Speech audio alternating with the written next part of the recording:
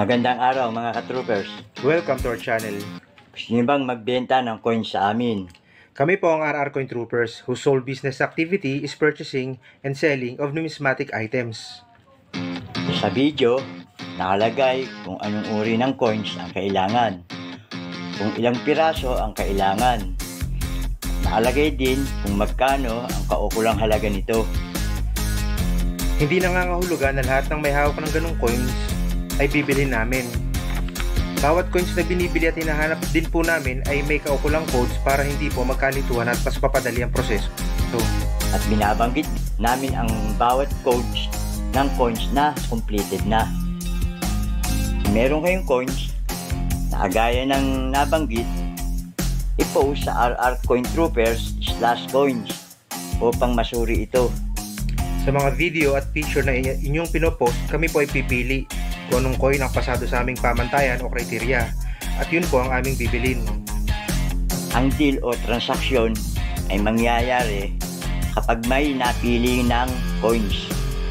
Ang may-ari ng coins ay aming tatawagan para sa prosesong legal ng pagbili. We always see to it na walang hassle on both sides. At hindi po kayo gagastos kahit isang kusing dahil ang RR Coin Troopers po ang sasagot sa lahat.